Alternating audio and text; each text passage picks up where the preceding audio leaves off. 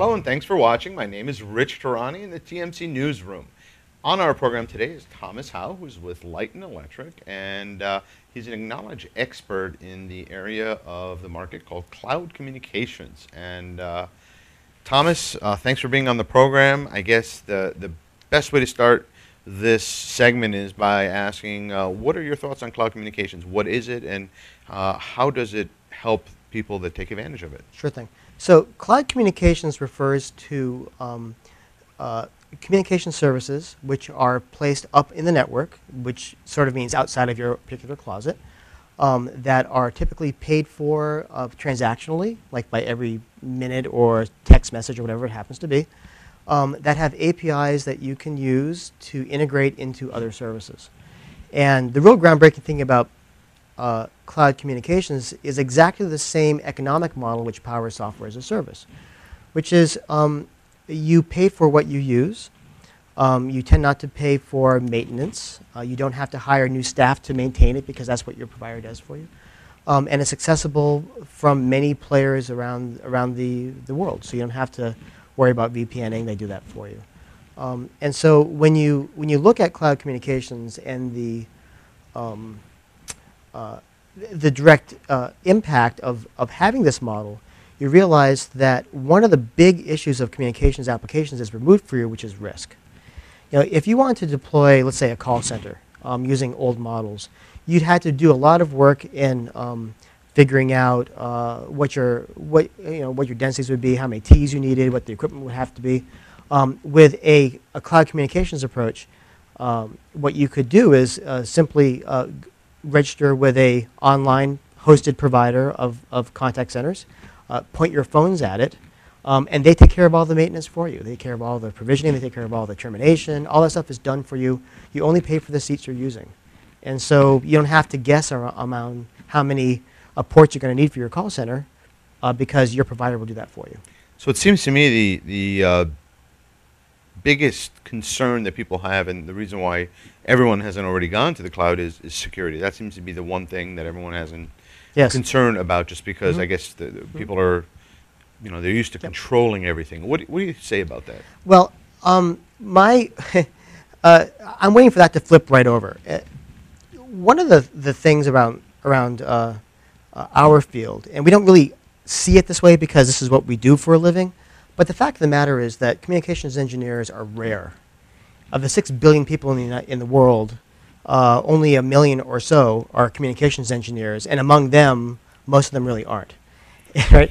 And so what you have is, if you are a small company or a medium company, you don't have the resources to attract the best talent.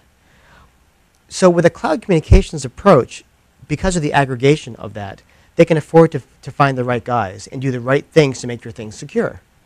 I mean, and we really quite haven't gotten to that point where we're thinking of it that way, but it's really what the endpoint's going to be.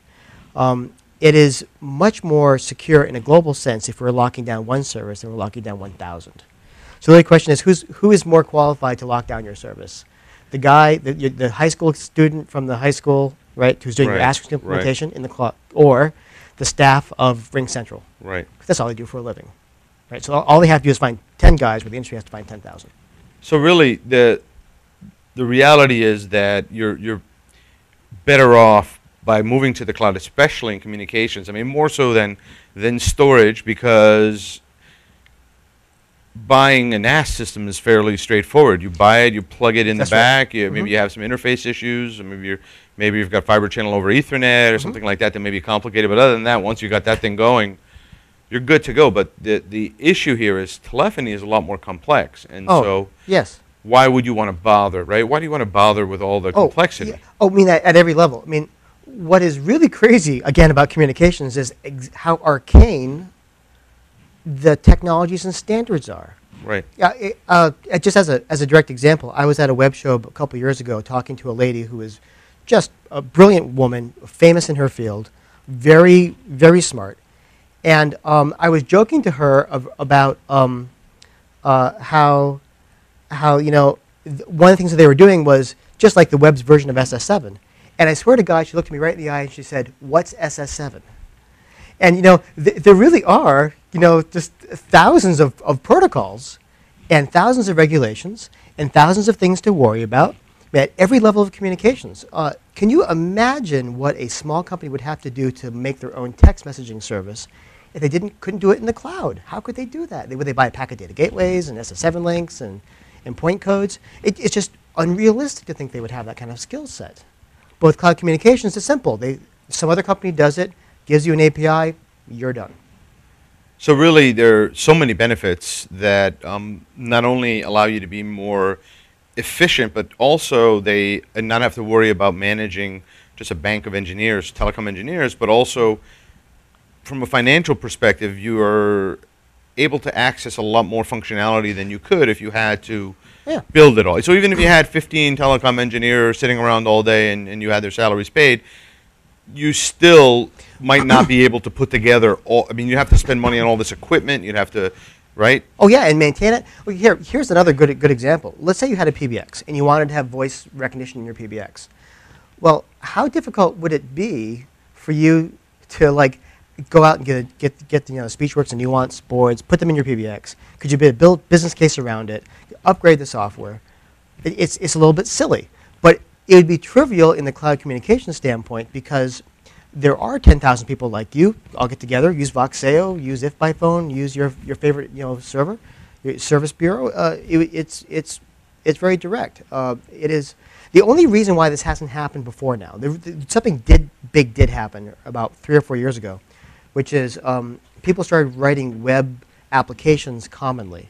So now it's things like Twitter and Twilio and If by Phone are great examples of communications applications which are written natively to be on the web. And so we have this idea that APIs are out there. They're easy to use. People know how to use them. Right. You didn't have that kind of integration skills before. Now we do. Now we can start doing these things. The closed world of telecom really made sure that these sorts of things didn't happen. Now that it's open, in terms of the application side and the web, in terms of the business models of these new companies, it's a great time to be an innovator for sure. And there's a lot of legitimization going on as well because back in 2000, we ran a show called, back then it was called Communication Solutions. It changed its name from CTI Expert to Communication Solutions.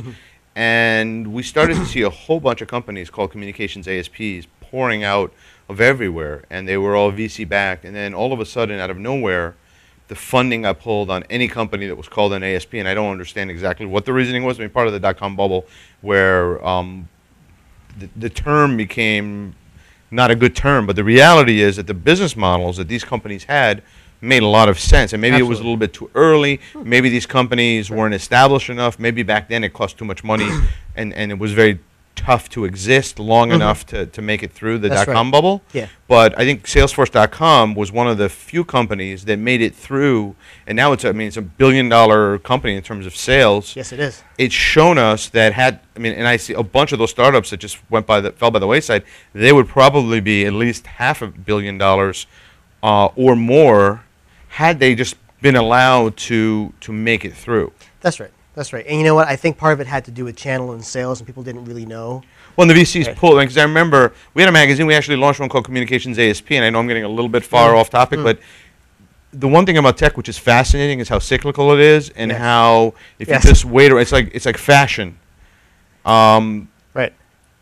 It's just amazing that things just come back in style, and so this has come back in style. Absolutely. So, actually, I'm going to wear this suit coat till it comes back into style. That my basic approach around fashion, for sure, right? But no, we go client server, and then we go edge stuff, and go back and forth, and we've swung really back into this model where most of the intelligence is in the network. Remember dumb network stuff? Sure. Right.